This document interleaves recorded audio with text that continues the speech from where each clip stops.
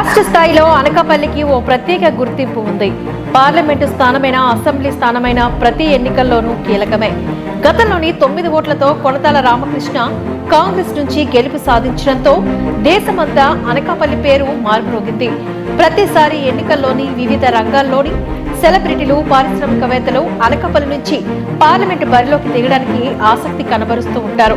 ప్రముఖ సినీ నిర్మాత అల్లు అరవింద్, గంటా శ్రీనివాసరావు, అవంతి శ్రీనివాసరావు, సబం హరి, గుడివాడ గురునాథరావు వంటి ప్రముఖులు అనకాపల్లి నుంచి బరిలోకి దిగినవారే.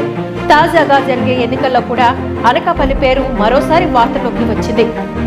ఇక్కడ నా కళ్ళ ఎదుటనే నా కుడి వైపున అమరున్నాడు, నా ఎడం వైపున భరత్ ఉన్నాడు.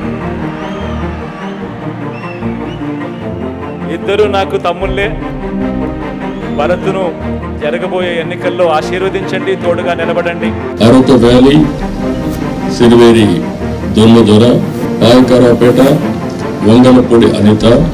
అధికార వైసీపీ పార్టీ పార్లమెంటు 24 స్థానాల్లో అభ్యర్థులను ప్రకటించింది. కానీ ఒక్క అనకాపల్లి మాత్రమే పెండింగ్ పెట్టింది. ఈ స్థానాన్ని అన్ని రాజకీయ పార్టీలు ప్రతిష్టాత్మకంగా తీసుకోవడంతో ప్రతిష్టంభన నెలకొంది. ముందుగా మాజీ మంత్రి అయ్యన్న పాత్రుడు కుమారుడు తెలుగుదేశం పార్టీ నుంచి బరిలోకి దిగుతారనే ప్రచారం జరిగింది. గత ఎన్నికల్లో కూడా విజయ్ బరిలోకి దిగుతారనే ప్రచారం జరిగింది. మా అబ్బాయి కూడా అందరిలాగే అనకాపల్లి పార్లమెంట్గా అప్లై చేశారు, ఎంపీ కావాలని. అంచేత నేను కూడా చంద్రబాబు గారు అప్లై చేసి నా రిక్వెస్ట్ ఏంటంటే అతను కూడా చెప్పాను నేను.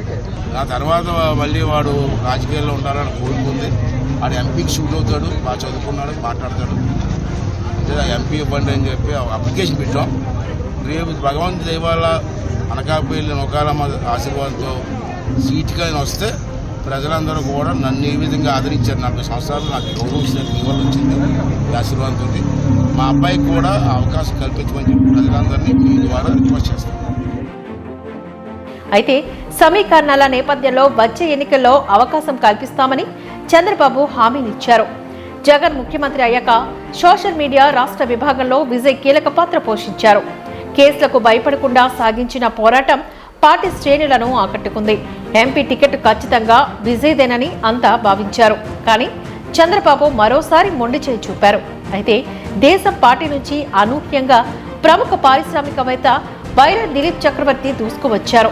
ఈయన 3 నెలల క్రితమే ప్రచారం మొదలుపెట్టి పార్లమెంటు నియోజకవర్గంలో అన్ని అసెంబ్లీ నియోజకవర్గాలు చుట్టేశారు. అయితే బీజేపీతో పొత్తు ఏర్పడటంతో వైరా అవకాశాలకు గండిపడింది. తెలుగుదేశం, జనసేన, బీజేపీ ఉమ్మడి అభ్యర్థిగా రాజ్యసభ సభ్యులు సీఎం రమేష్ పేరు దాదాపుగా ఖరారైనట్లు తెలుస్తుంది. అయినా ఆయన భారీ స్థాయిలోని ప్రచార ఏర్పాట్లు కూడా చేసుకున్నారు. అనకాపల్లిలో భారీ హోర్డింగ్లు సైతం ఏర్పాట్లు చేసుకున్నారు. 3 పార్టీల మద్దతుతో పాటు ఆర్థికంగా బలదీయమైన స్థితిలో ఉన్న రమేష్ ను ఢీకొట్టాలంటే అన్ని కోణాల్లో బలమైన ఓ లోకల్ నాయకుల్ని బరిలోకి దించాలని వైసీపీ అధినేత ఆలోచన. ఈ నేపథ్యంలో పలు పేర్లు పరిశీలనలోకి వచ్చాయి. ఉప ముఖ్యమంత్రి బూడి ముత్యాల నాయుడును రంగంలోకి దిగుతారని, మాడుగుల నుంచి ఆయన కుమార్తె అనురాధ బరిలోకి దిగుతారనే ప్రచారం జరిగింది. కాగా తెలుగుదేశం పార్టీలో టికెట్ ఆశించి భంగపడ్డ మాజీ ఎమ్మెల్యే గండి బాబ్జీ సీఎం జగన్తోని పూర్తి స్థాయిలో పరిచయాలు ఉండడమే కాకుండా స్థానికులు కూడా కావడంతో బాబ్జీని బరిలోకి దించాలని వైసీపీ అధిష్టానం భావించినట్లుగా సమాచారం.